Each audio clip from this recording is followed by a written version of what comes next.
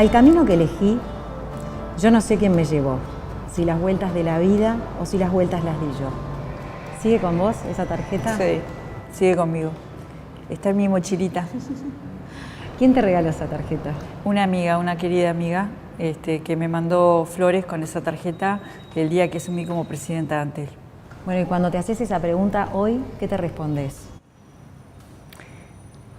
Que tengo que seguir siempre con la gente. Que mi camino no es solo mío, para nada, y que tengo que dar todo de mí. Es así como dice el poema. Uno pone parte de sí, pero en realidad la mayor parte la ponen los demás. Aunque los tiempos sean difíciles, Uruguay y Montevideo han demostrado que siempre es hora de comenzar. Nos comprometemos a trabajar sin pausa, resolviendo el presente, construyendo el futuro, siempre cerca para llegar más lejos. Tenemos un gran equipo, pero con ustedes va a ser el más grande. Gracias. Para el año que comienza, tengo mucho que pedir. Yo, por lo mucho que yo pido, poco es mucho para mí. Quiero tener un trabajo. Intendenta electa, hoy el país tenemos una vicepresidenta y tenemos una intendenta electa. ¿Qué significa eso para nosotros los uruguayos? Para las mujeres también, ¿no? Pero para el país. Bueno, para el país yo creo que es un avance importante porque esto no es mujeres contra hombres, ¿verdad? Más bien se trata de lograr una sociedad mejor. Tenemos cosas contra las que tenemos que luchar codo con codo, como la violencia de género. En general, todo lo que tenga que ver con la irritabilidad en la sociedad. Tenemos que luchar contra eso porque no le hace bien a la democracia. Así que me parece que es un buen signo desde la política y es un buen signo también para la construcción política, que es entre todos, ¿no? La política es una herramienta de plasmar cosas en la realidad, de cambiar la realidad, pero también debe ser una herramienta de construcción moral. En lo personal, para vos haber sido intendenta, electa intendenta, ¿qué significa? En lo personal. En lo personal, un gran entusiasmo. Estamos trabajando muchísimo en estos días ya. Un gran entusiasmo por el equipo de trabajo que tenía muchas ganas de entrar a la cancha y hemos disparado una cantidad de acciones muy importantes, además del plan de emergencia, que en sí mismo son muchas acciones. Es una enorme responsabilidad, mucho entusiasmo, muchas ganas de trabajar, no solo yo, ¿no? El equipo. Bueno, ya vamos a hablar del equipo, porque los equipos para vos son cosas muy importantes y son la clave del éxito de toda gestión. Eso lo has comprobado en todos los lugares que has estado. Pero también la clave del éxito es en la construcción humana, y hablas de género. Y tu madre y tu abuela tuvieron un papel fundamental en la construcción en tu camino, ¿no? El estudio, la mística del estudio. Te escuché en una entrevista hablando de tu mamá, que era profesora de historia, es profesora de historia, y te decía que querías que hagas una carrera universitaria. Tu abuela, que me encantó esa imagen y me emociona mucho porque hay muchas abuelas y les debemos la vida, esa estructura familiar, qué importante que es en los valores, que decía, veía silencio cuando Carolina estaba haciendo la tarea. Es así. Es así. ¿Cuánto significó y cuánto te definieron a ti, tu abuela y tu mamá? Yo soy gracias a ellas. No me cabe duda.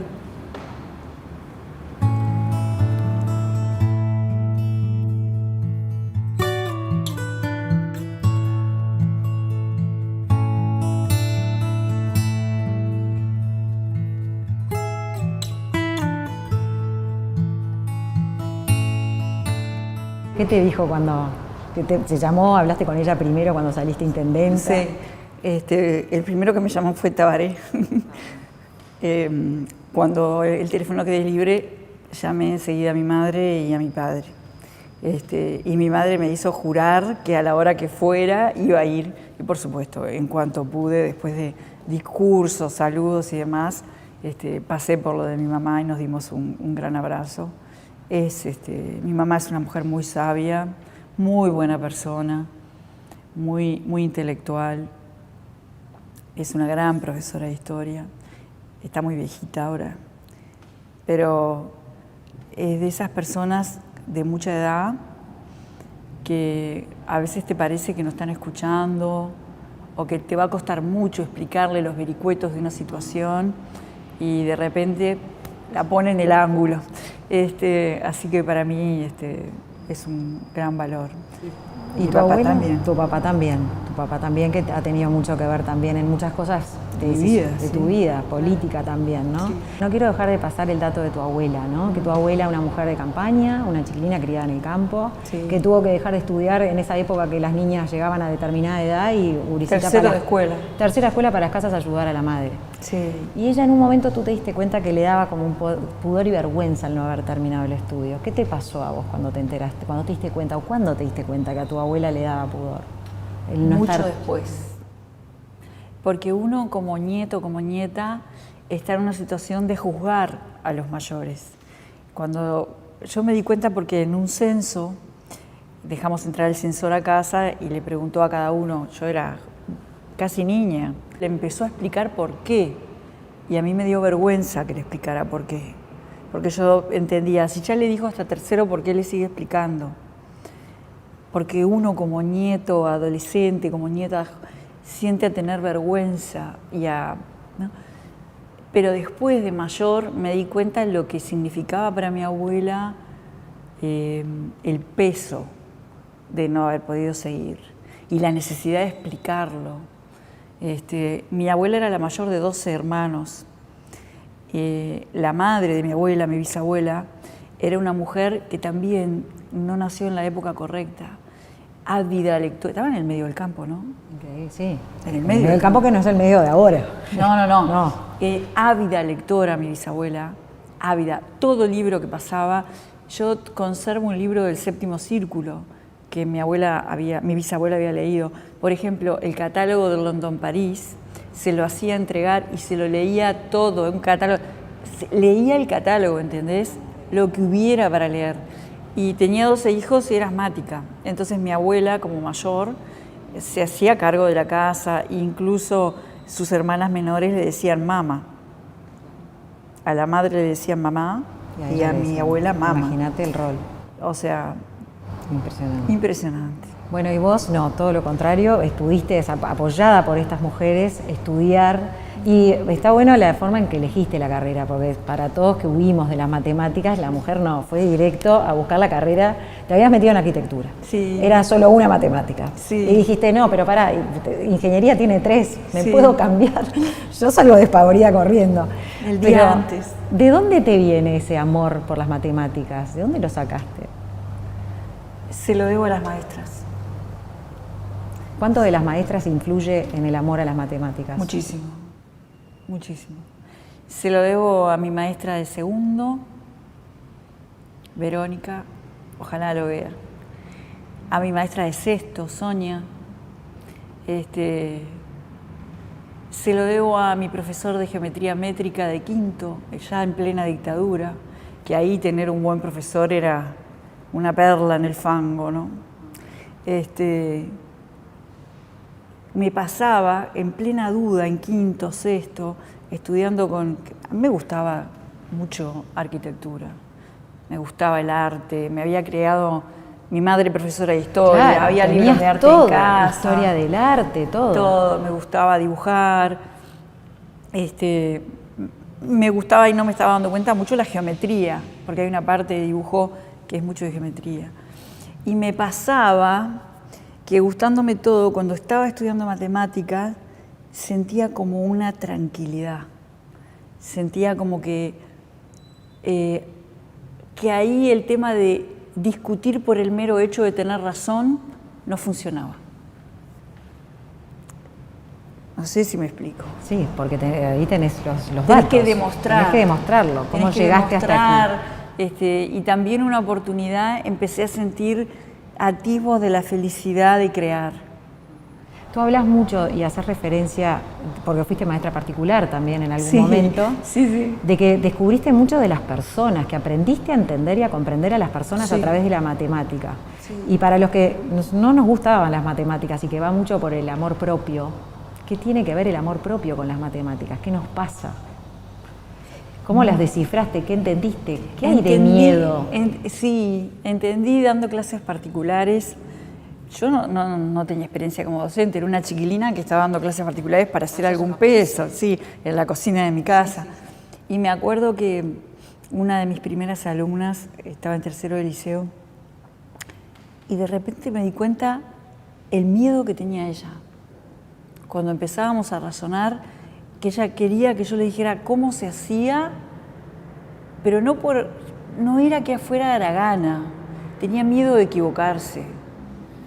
Y me fui dando cuenta cada vez más. Por eso es tan importante luchar contra el miedo en todo. Porque si tenés, en definitiva tenés miedo de hacerte una radiografía interior al final del día. ¿Y vos qué descubriste? ¿Yo de mí? De tus miedos.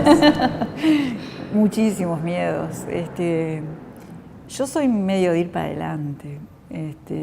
Por eso fue importante. Tenés que tener una buena retaguardia, ¿no? Mi abuela, mi mamá, mi papá. Bueno, ¿y qué familia que tuviste? Porque además estudiaste la carrera siendo mamá muy joven. Sí. ¿Cómo hiciste? Es la pregunta. ¿Cómo se hace? La retaguardia. La retaguardia. Me hice madre muy joven. Y bueno, la luz de mi vida son mis hijos, ¿no? Y bueno, por ejemplo, cuando reinicié facultad, mi hija más chica tenía 6 meses, mi hijo varón, el mayor, tenía 2 años, un poco más, pues se llevan, sí, son muy cercanos. Y mi hija todavía le daba de mamar, bueno, entonces iba a facultad, me llevaba 1 hora llegar. Iba a determinadas clases que para mí eran muy importantes y estar en toda la clase, volvía corriendo, la estaban abarajando para que yo le diera de mamar. Sí. Y esa era mi abuela, mi madre, si no, no lo hubiera hecho. Y mis compañeros de facultad, yo vivía muy lejos porque vivía en Villa Española. Mis compañeros que me ayudaban. ¿Eran más jóvenes? ¿Estaban en la misma que vos? ¿Estabas en la misma edad? Estábamos más o menos. ¿Estaban en la misma edad? Estábamos más o menos en la misma edad.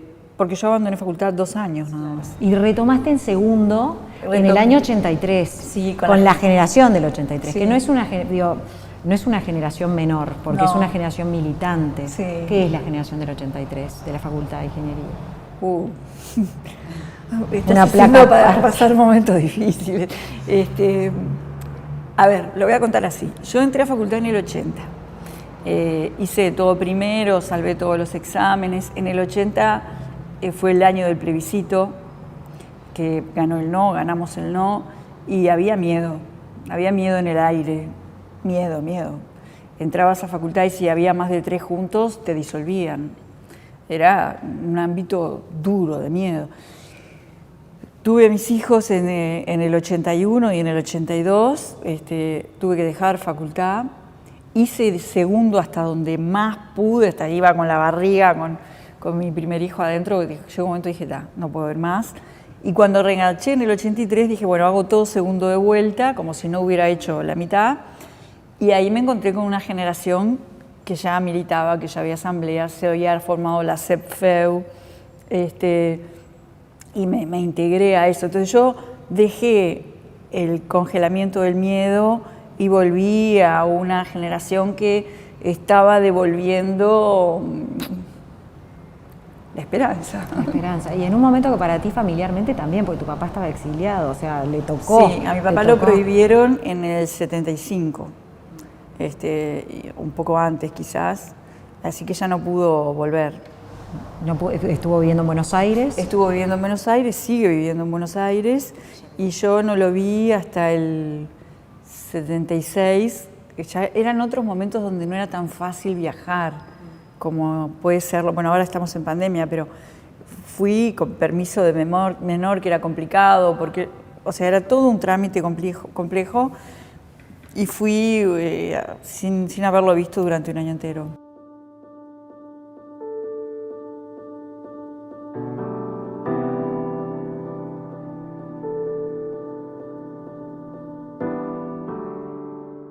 ¿Y ahí es donde se sedimentan las semillas de la política militante en ti? ¿Es ahí? ¿O fue más adelante? Fue antes. Yo era muy niña y ya, yo qué sé. Yo fui un testigo un poco inconsciente de lo que pasaba cuando se generaba el frente, pero veía la esperanza. ¿Testigo cómo? ¿Testigo? Porque, por ejemplo, yo un día estaba en las elecciones del 71, en la televisión me acuerdo que era blanco y negro, y por lo menos sí era blanco y negro. Pasaba avisos todo el tiempo, no me acuerdo muy bien, pero sí me acuerdo de mi padre llamándome al grito que viniera a ver, y era el aviso en el que pasaba Sereñi. Y como que me hizo ver eso y me fue explicando lo que era el frente. Yo no entendía nada, pero me decía como que había un logro. El logro era haber juntado a toda la izquierda. Y me transmitía esperanza. Sí, una esperanza, pero de un hombre joven, un artista, un intelectual, que me decía, ahora sí. Entonces yo eso nunca lo olvidé. Después, como el fuego encendido, esa sí, mecha está ahí. Después en mi familia hubo gente presa.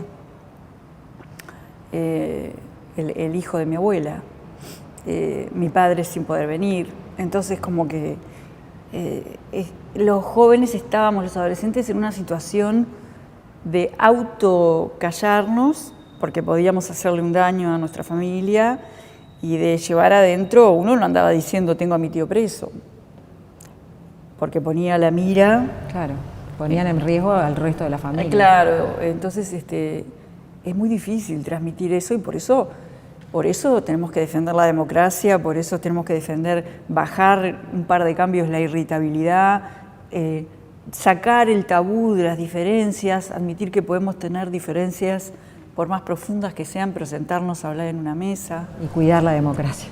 Es eso, cuidado. Es eso. Pero volviendo, bueno, la militancia política como per se, eso aparece en el 83. En el 83. Paralelamente con una carrera y además después para salir a trabajar. ¿Cuál fue tu primer trabajo, te acordás? Sí, en una academia que quedaba cerca de facultad. Mi primer trabajo... Que no tenía, que era para que no era en la cocina de mi casa, dando clases particulares. Y luego cuando pudiste hacerte el título... Yo trabajé antes del título, bueno, esto todo era antes del título, ¿no? Después conseguí trabajo en 2 empresas privadas, en el área de ventas, digamos de temas técnicos, y en el área de telecomunicaciones. Me recibí, trabajé como ingeniera independiente, muchísimo.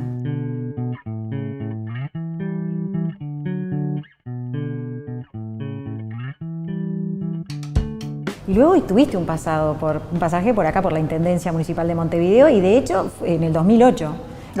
2007, y fuiste la que crearon con el equipo, porque ya sé que no te gusta hablar de ti, que es el equipo. Son los que crean la famosa tarjeta para STM. Sí, entre otras cosas. Entre otras cosas. Sí, la verdad que me tocó, fue mi primer empleo público, entré llena de prejuicios, me tenía a cargo unos 250 funcionarios. ¿Prejuicios por qué? ¿Porque venías de lo privado y lo privado era mejor que lo público? Sí. ¿Cuáles son los prejuicios? Y los prejuicios era que los funcionarios públicos no servían para nada. Así como se dice. Sí, llegué con ese prejuicio y la verdad que no, nada que ver, porque es muy peligroso generalizar en cualquier ámbito, en cualquiera. Y eso tampoco es verdad, Y ahí puede ser que empezaste a tocar, bueno, fue tu primer trabajo público. Sí. Y ahí arranca lo político, ¿cuándo pasa a ser de militante a partidario, a político partidario? Bueno, ahí yo traté de darle a ese equipo, en mi primer charla, una visión estratégica de cómo iba a conducir la tecnología de la información, y senté algunas bases, como por ejemplo la colaboración con la Universidad de la República, como que lo que hiciéramos en tecnología de la información, de alguna manera teníamos que preguntarnos cómo iba a llegar a los montevideanos. porque si no íbamos a pensar solo que estábamos conectando computadoras en la Intendencia. Humanizar la tecnología. Y poner una mira un poquito más allá, ¿no? Y de hecho la implementación del sistema de transporte metropolitano afectó profundamente. Y muchas otras cosas, el cómo ir, la aplicación cómo ir, nació en ese periodo, el sistema de reclamos nació en ese periodo, el tener un mapa de la agenda metropolitana, un mapa geográfico en tiempo real de la agenda metropolitana nació en ese periodo. Hicimos muchas cosas. No, increíble que además generamos un área de investigación tecnológica en tecnología de la información. Realmente. Bueno, y después de allí, presidenta de Antel, sí, de ministra de Industria. ¿Cuál de estos desafíos fue el más interesante para ti? O más desafiante también. Fue mira, lo de Antel es una cosa impresionante, porque ahí también yo no hice nada sola, y paulatinamente marcando rumbos estratégicos y conversando y comunicando, yo creo que toda la organización hicimos juntos un surco que cambió el Uruguay. Sin duda. No, y me consta, y volvemos aquí, lo quiero poner en la mesa, el tema de los equipos. Sí. Porque tenés una forma y una visión muy, primero, paritaria obviamente, pero también muy inclusiva, con muchas miradas. Te propones que sea diverso, no importa. Y me quedo más tranquila. Y sea que has llamado hasta gente que por ahí no era del partido, pero sabías que era idónea en el tema y lo querías tener ahí como... No, es al revés. Jamás le pregunté a nadie lo que votaba, ni en la Intendencia, ni en Antel, ni en el Ministerio, ni lo voy a hacer acá. Jamás. Porque eso... lo que hay que apostar es a la honestidad de las personas y a que a la gente le guste trabajar, le guste progresar. ¿A quién no le iba a gustar formar parte del proyecto más importante de tecnología del Uruguay, que es la fibra al hogar? Hubo que irlo entendiendo, ¿verdad? Y ahí toda la organización lo abrazó, en el interior, ¿verdad? Y cuando un equipo es grande, yo me siento más tranquila. También me gusta poner en los equipos no necesariamente a los jefes, pedirle a los jefes y a las jefas que traigan gente de su área. Y al principio la gente tiene miedo de opinar, pero cuando yo provoco la opinión... Los participás. Empiezan a participar. Bueno, ¿qué? Si le pregunto a los que han compartido equipo contigo, ¿qué me dirían de Carolina Cos? No sé. No sé. Yo preguntarles. Les vamos a preguntar. Sí, les vamos a preguntar.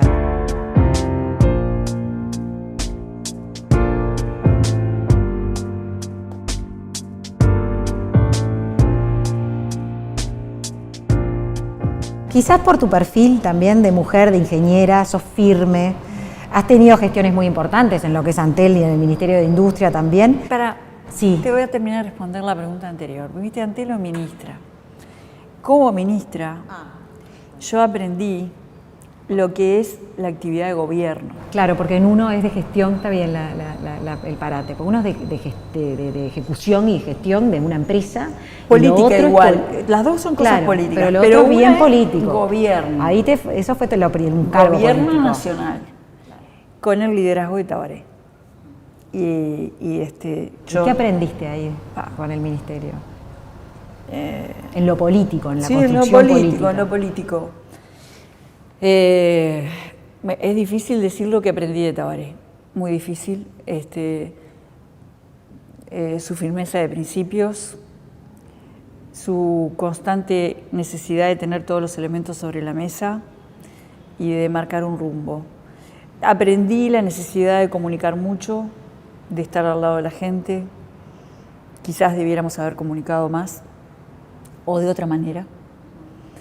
Pero también viví experiencias que creo que los uruguayos no llegamos a entender el significado. Cuando hacíamos los consejos de ministros en el interior, en pueblos de 500 habitantes, de 1000 habitantes, lo que pasaba ahí era un fenómeno de la democracia.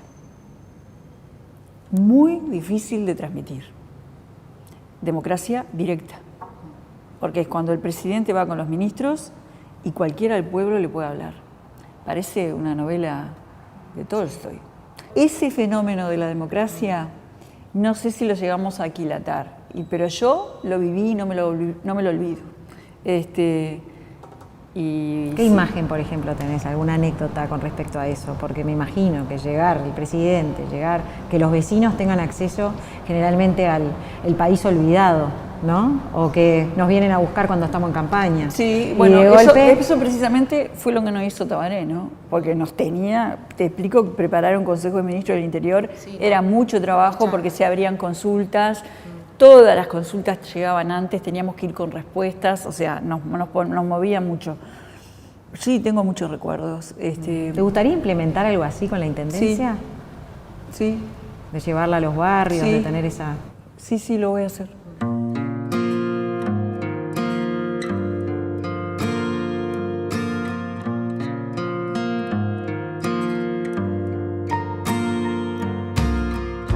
Hablando un poco del carácter, ¿no? De Carolina Cose, firme, y para algunos por ahí hasta en los momentos en los que te veíamos hablando, o la gente que alrededor, ¿no? Que quizás por ser mujer, y eso es una pregunta que se la hemos hecho a todas las mujeres poderosas que han pasado por este programa, el tema de que a veces uno, porque está en un lugar de gestión, de importancia, es fría, es dura, es distante. ¿Te lo han dicho alguna vez? ¿Lo sentiste como alguna cosa asociada a las mujeres? Porque no veo que a los hombres, cuando se plantan así adelante de un micrófono o a dar una opinión o en una conferencia de prensa o lo que fuera, ningún actor político o empresario le dicen frío y duro, pero una mujer sí. Sí, que es una imagen que quieren como... es una barrera, ¿verdad? ¿Yo sabes qué contesto a eso? Lo contesto como ingeniera. Yo no soy dura porque las cosas duras se rompen, soy fuerte. Y soy fuerte no por mí. Yo soy una persona formada en la ciencia y por lo tanto todo lo que tiene que ver con dogmas está lejos de mí. Yo busco razones y para encontrar razones armo equipos. Entonces cuando expreso algo es porque fue masticado y conversado por un equipo grande. No soy no soy opinóloga. Entonces, mi fortaleza es el poema que me leías al principio.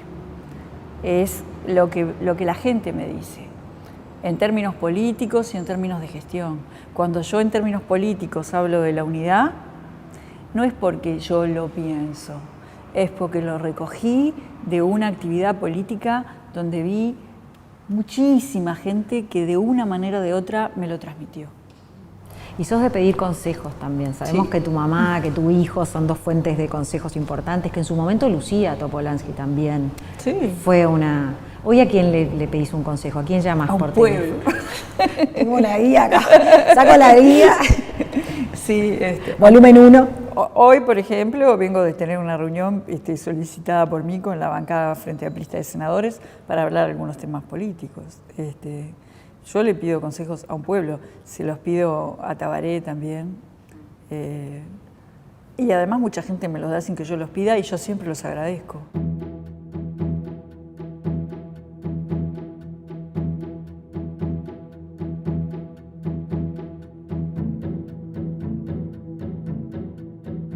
Carolina, bueno, y el hecho de que te hayan llamado en su momento Mujica y Lucía para ser candidata, precandidata, en el 2016 y 2017 también debe haber sido la constatación de que había un camino que se estaba empezando a surcar, de una carrera política propia.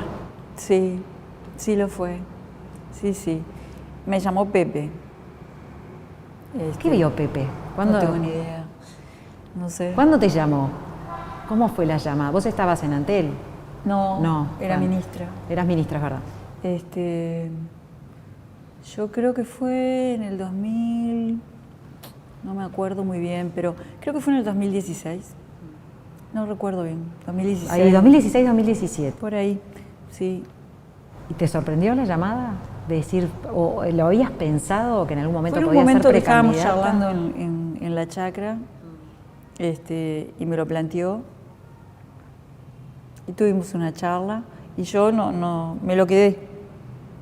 No salí a decirlo ni nada por el estilo. No, hay que procesar que venga Sí. Pepe Mujica a decirte quiero que seas precandidata de un Sí. sector. Hay que procesarlo. Más Sí, allá me lo de- quedé y lo fuimos procesando.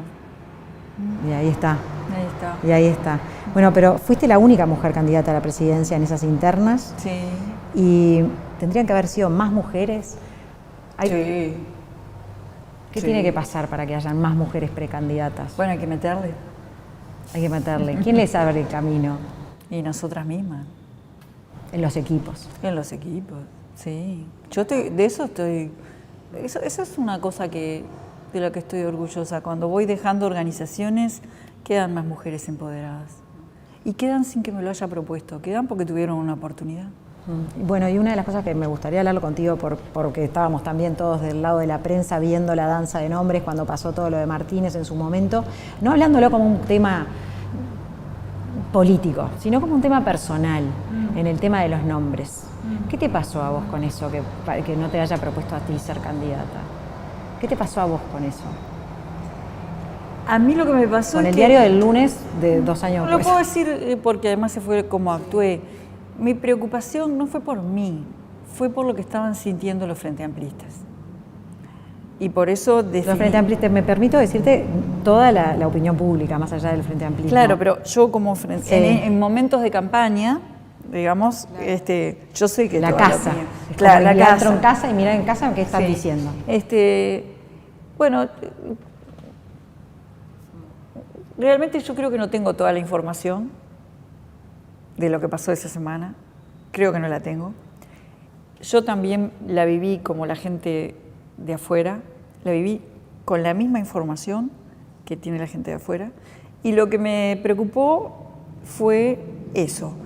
Entonces dije, acá lo importante es el frente, porque estábamos en una campaña, y a la semana pedí una conferencia de prensa y llamé a todo el mundo a levantar la mirada y mirar el objetivo. Y yo fui la primera en salir a militar por los compañeros para que ganaran, ¿verdad? Bien, y esto fue una oportunidad también. ¿Puede haber sido una oportunidad? El hecho de no haber sido candidata a vicepresidenta, para poderle no. abrir la No. posibilidad de... No razonó así. Contrafáctico no.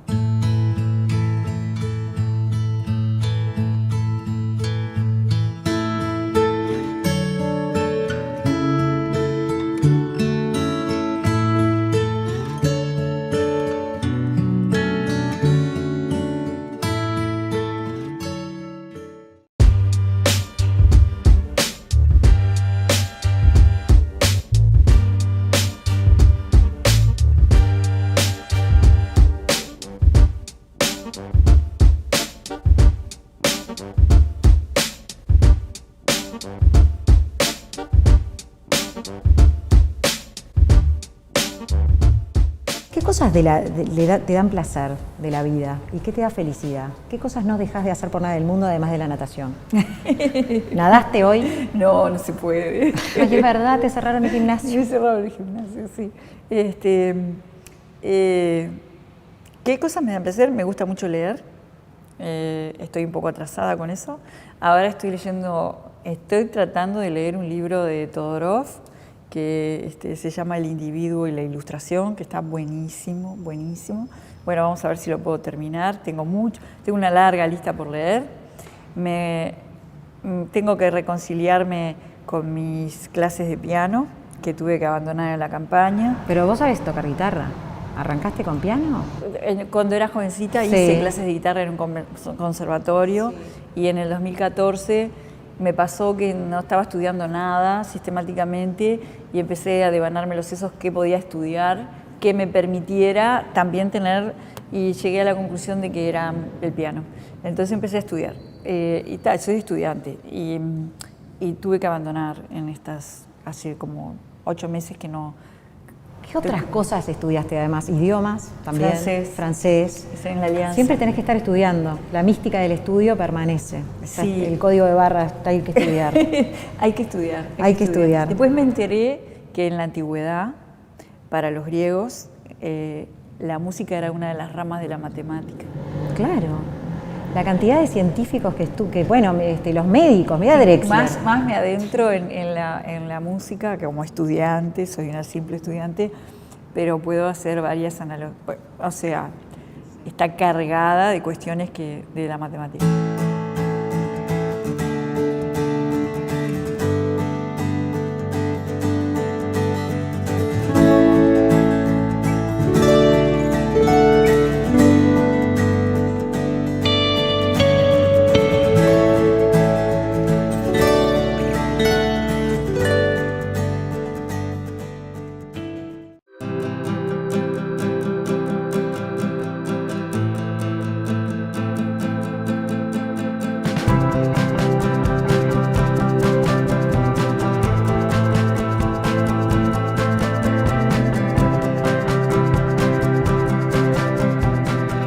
¿Cuál es el poder que tiene la política, Carolina?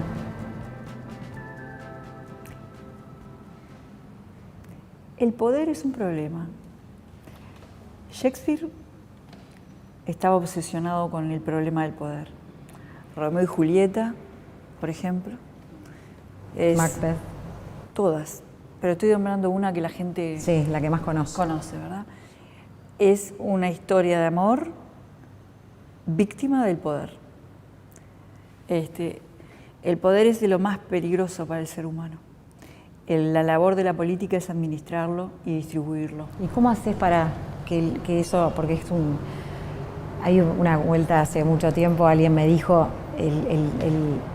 la política, el ser presidente, el conseguir un cargo es una carrera, una carrera y una conquista del poder, de llegar a ese lugar de poder, todos, o sea...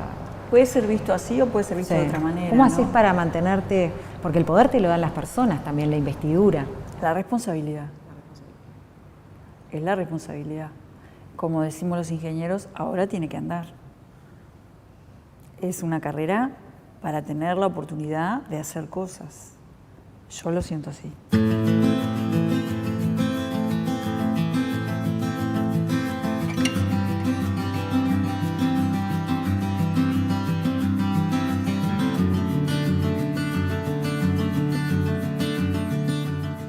¿Y el poder de Carolina Cose cuál es? Mi potencialidad, no mi poder. Yo no tengo poder. Convencer. Escuchar. Capaz que mi mayor poder es escuchar. Muchas gracias, Carolina. Dale, gracias.